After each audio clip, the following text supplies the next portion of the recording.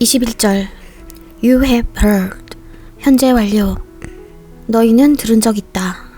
It was said는 일반인 주어가 생략된 수동태 구문으로 뭐뭐라 한다로 해석하면 됩니다. 과거형이니 뭐뭐라 했다는 말을 너희는 들었다. those는 사람들이라는 말입니다. old가 붙었으니 옛 사람들에게. 따옴표 안은 It was said that 구문의 진짜 주어입니다. 21절을 따옴표부터 다시 매끄럽게 해석해보면 너희는 살인하지 말라. 살인하는 자는 누구든지 심판의 위험에 처하게 될 것이라고 옛사람들이 했던 말을 들었다. 22절 그러나 나는 대절 먼저 갑니다. 누구든지 그의 형제에게 without a cause 이유 없이 화내는 사람은 심판의 위험에 처하게 될 것이라고 너희에게 말한다. 예수님의 말씀을 잘 들어보세요. 즉 살인죄만 심판받는 게 아닙니다. 예수님은 그런 옛말이 있지만 화내는 것에 대해 심판이 있을 거라고 말씀하십니다. 예수님은 옛날 분들이 그렇게 말을 하고 있지만 형제에게 화내는 것에 대해서도 심판이 있을 거라고 말씀하십니다. 우리가 생각하기에 살인은 큰 죄고 분내는 것은 죄도 아니라고 생각할 수 있지만 예수님께서는 형제에 대해 분을 내는 것도 마찬가지라고 말씀하십니다. 죄에는 경중이 없습니다. 큰 죄든 작은 죄든 죄는 죄입니다. 커다란 쇳덩이뿐만 아니라 눈에 안 보일 만큼 미세한 철가루도 자석이 끄는 대로 끌려갑니다. 지옥 간증에 관해 들었을 때 지옥에 안 끌려가려고 애를 써도 자석처럼 그 앞에서 순식간에 분리되어 지옥으로 끌려간다는 간증을 들었었는데 우리는 그 심판대 앞에 서기 전에 우리의 아무리 하찮아 보이는 죄라도 우리는 죄의 문제를 반드시 그 전에 해결해야 합니다. 22절 뒷부분입니다. 그리고 그의 형제에게 누구든지 라카라 하는 사람은 공회의 처분을 당하는 위험에 처하게 된다.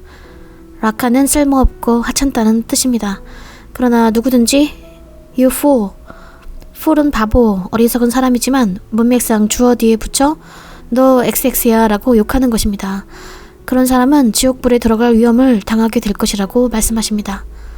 너무 무섭습니다. 우리는 입으로 범죄치 않도록 더욱 주의를 기울여야 하고 우리의 혀를 목숨 걸고 통제해야 합니다. 이것은 형제에게 분을 낼 때 아주 자연스럽게 나오는 말일 수 있으니까요. 23절 그러므로 너희가 제단에 예물을 가져온다 하더라도 there 거기서 너의 형제가 너에 대해 어떤 거리낌이 있음을 기억한다면 여기서 나의 주관적 입장이 아니라 타인의 입장을 살피라고 말씀하십니다. 다른 형제가 나에게 거리끼는 일이 있는지 그들의 마음을 살피라는 것입니다. 만일 그들이 그런 마음을 품고 있으면 이것도 역시 지옥 간증에서 제가 들은 것인데 나의 과거가 스크린처럼 펼쳐질 때 나의 입장뿐만 아니라 내가 피해를 준 상대방의 관점에서 나의 모습도 보았다는 그런 간증들이 있었습니다.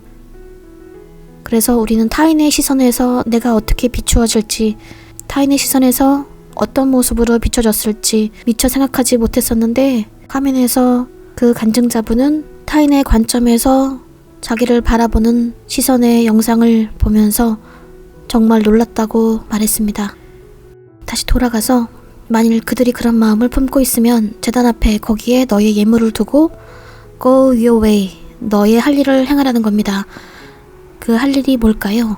뒤에 나옵니다. First, 먼저 너의 형제와 화해하고 then, 그리고 나서 와서 너의 예물을 바치라. 25절 adversary는 어떤 사건의 상대방, 나의 반대편에 있는 사람입니다. 개역 한글에는 송사하는 자로 나와 있습니다. 문맥상 사건 상대방으로 해석하겠습니다. 너의 사건 상대방과 agree with, 의견의 일치를 두라는 말은 합의를 보라는 겁니다. while절, 내가 그와 함께 있는 동안 너의 사건 상대방이 너를 판사에게 넘겨주지 않도록. last는 부정어가 들어가 있는 접속사이고 뒤에 세 문장이 다 여기에 걸립니다. 그래서 그 판사가 너를 관리에게 넘기지 않도록, 내가 감옥에 던져지지 않도록 길에서 만났을 때 합의를 보라는 겁니다. 26절 확실히 내가 너희에게 분명히 말한다. 너희는 마지막 한 푼을 갚을 때까지 거기서 결단코 빠져나오지 못할 것이다. 즉 형제와 분쟁이 생겼을 때 어떻게 하는 것이 현명한 것인지 말씀해 주시고 계십니다. 이것은 제단 앞에 예물을 드리는 것보다 더 선행해서 해결해야 할 일이라고 말씀하십니다. 이는 예물을 드리는 것도 중요하지만 나로 인해 거리끼는 사람이 있는지 먼저 살펴봐야 하고, 만일 그런 사람이 있는데도 그냥 무시하고 내 예물을 주께 드리러 제단 앞에 온다면 그 예물은 연락되지 않을 것이라는 말입니다. 27절. 너희는 옛사람들에게 했던 이런 말을 들은 적이 있다. 너희는 간통하지 말라. 28절. 그러나 내가 너희에게 말하는 것은 누구든지 여성을 음욕으로 보면 이미 그의 마음속에 그녀와 간통을 저지른 것이다. 우리는 육의 죄만 죄라 생각하지만 예수님은 여기서 생각의 죄, 마음의 죄를 말씀하십니다. 우리가 영적 존재이기 때문입니다. 우리는 육에서 사는 영적 존재입니다. 29절. 너희의 오른쪽 눈이 죄 짓는 일을 유발한다면 그것을 뽑아서 던지라. 4. 왜냐하면 너의 구성원들, 문맥상 지체들로 해석하겠습니다. 너의 지체들 중 하나가 멸망하는 것이 너의 전신이 be cast, 던지우다, 지옥에 던지우는 것보다 더 유익하기 때문에. 30절. 그리고 너의 오른손이 죄 짓는 일을 유발한다면 그것을 잘라 내던지라. 4. 왜냐하면 너의 전신이 지옥에 던지우는 것보다 너의 지체들 중 하나가 멸망하는 것이 더 유익하니까. 여기서 눈과 손을 예로 들었는데 죄에 대한 형벌인 지옥불을 말씀하십니다. 지옥불이 극단적으로 느껴지지만 우리가 얼마나 죄를 미워하고 죄가 틈을 타지 않도록 깨어 있어야 하는지 알 수 있습니다. 우리 중에 누가 자기의 눈을 빼며 누가 자기의 손을 자를 수 있습니까? 그러나 지옥불에 들어가지 않으려면 그렇게 하는 것이 우리에게 유익입니다. 그래서 결론은 처음으로 돌아가서 애초에 우리의 눈이, 우리의 손이 범죄치 않도록 죄가 틈타지 못하도록 영적 전투 중이라는 것을 자각하면서 계속 기도해야 하며 크리스천은 한시라도 결코 안일하게 살아서는 안 되는 것입니다. 31절. 더욱이 이런 말도 있었습니다. 누구든지 그의 아내와 이혼하는 자는 그녀에게 이혼 증서를 주라. 32절. 그러나 내가 너희에게 말하는데 누구든지 아내와 성적 부정의 이유가 아닌 다른 이유로 이혼하면 그녀가 간통을 저지르도록 유발하는 것이다. 이혼한 여자와 결혼하는 사람은 누구든지 간통을 저지르는 셈이다. 즉, 남자가 성적 부정의 이유가 아닌 다른 이유로 부인과 이혼하면 부인에게 죄를 저지를 뿐만 아니라 부인과 결혼하는 그 남자에게도 죄를 저지르는 것입니다. 이것은 구약의 내용이 아니라 신약의 내용이기 때문에 이혼을 생각하고 계시는 분들은 아주 주의하셔야 될 부분인 것 같습니다. 오늘은 율법의 말씀 중에서 몇 가지를 예시로 드시며 보충 설명을 하고 계시는 예수님의 모습을 보실 수 있습니다.